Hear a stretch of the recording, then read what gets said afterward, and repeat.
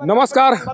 काराकाट संसदीय निर्वाचन क्षेत्र से एनडीए समर्थित प्रत्याशी उपेंद्र कुशवाहा जी नामांकन करने के लिए समाहरणालय परिसर में प्रवेश कर चुके हैं। देखिए सामने में उनका वाहन आ रहा है, उसी वाहन पर एनडीए समर्थित प्रत्याशी उपेंद्र कुशवाहा जी आ रहे हैं। उनके द्वारा नामांकन की प्रक्रिया पूरी की जाएगी और नामांकन की प्रक्रिया पूरी होने के बाद एक जनसभा का आयोजन किया गया, जिस जनसभा में तमाम वरीय नेता पहुंचे हुए हैं, जिनके द्वारा अपनी बातों को मतदाताओं के समक्ष रखने की कोशिश की जाएगी। देखिए सामने में उपेंद्र कुशवाहा जी आ रहे हैं, उनके समर्थक भी उनके साथ में हैं, जो प्रस्तावक हैं वो भी साथ में हैं।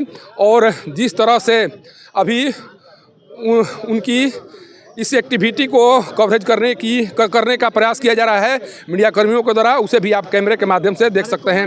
उपेंद्र कुशवाहा सीधे तौर पर वाहन पर सवार होकर समाहरणालय परिसर में पहुंच चुके हैं और कोशिश की जा रही है कि उपेंद्र कुशवाहा की प्रतिक्रिया भी सामने आ सके। लेकिन क्या कुछ उनके द्वारा कहा जा रहा है, देखिए मेरे द्वारा कोशिश की जा रही है कि किसी तरह से उपेंद्र कुशवाहा जी का कुछ उपेंद्र कुशवाहा जी की प्रतिक्रिया सामने आ जाए। सर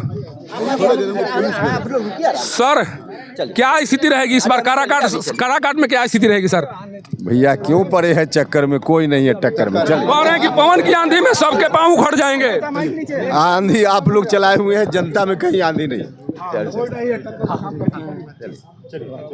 सर पवन सिंह कोई फैक्टर नहीं है काराकाट के लिए, कोई फैक्टर नहीं है काराकाट के लिए पवन सिंह। अरे भैया चुनाव नरेंद्र मोदी जी फैक्टर है, बाकी कोई फैक्टर नहीं। नरेंद्र मोदी जी फैक्टर है, एनडीए फैक्टर है, नीतीश कुमार जी फैक्टर है, चिराग पासवान जी फैक्टर है, मांझी जी फैक्टर है, बाकी कोई फैक्टर नहीं। चलिए उपेंद्र कुशवाहा जी हैं, जिनका कहना है कि काराकाट संसदीय निर्वाचन क्षेत्र में पवन सिंह कोई फैक्टर ही नहीं है। सीधे तौर पर जो लड़ाई है वो इंडिया और एनडीए गठबंधन के बीच में है। सामने में नज़ारा उपेंद्र कुशवाहा जी चल रहे हैं अभी नामांकन की प्रक्रिया को पूरा करने के लिए। उनके साथ तमाम वरीय नेता और समर्थक इस समाहरणालय परिसर में पहुंचे हुए हैं और दो टूक शब्दों में उनके द्वारा कहा गया कि पवन सिंह का किसी तरह का कोई असर काराकाट संसदीय निर्वाचन क्षेत्र में दिखाई नहीं पड़ेगा।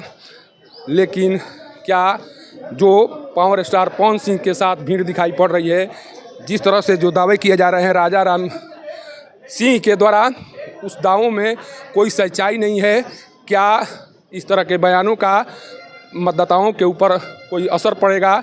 क्या इस तरह से किसी को इग्नोर करके ये कहना कि नहीं वो किसी क्षेत्र के लिए फैक्टर हो ही नहीं सकता है, तो वाकई में ये राजनीति है या मतदाताओं की मूड, ये तो 1 तारीख को पता चलेगा। लेकिन जो माहौल अभी काराकाट संसदीय निर्वाचन क्षेत्र में बनता हुआ दिखाई पड़ रहा है, उसे साफ लग रहा है कि काराकाट क्षेत्र में इस बार त्रिकोणीय मुकाबला है और इस त्रिकोणीय मुकाबले में कौन बाजी मारेगा ये 4 तारीख को ही पता चल पाएगा।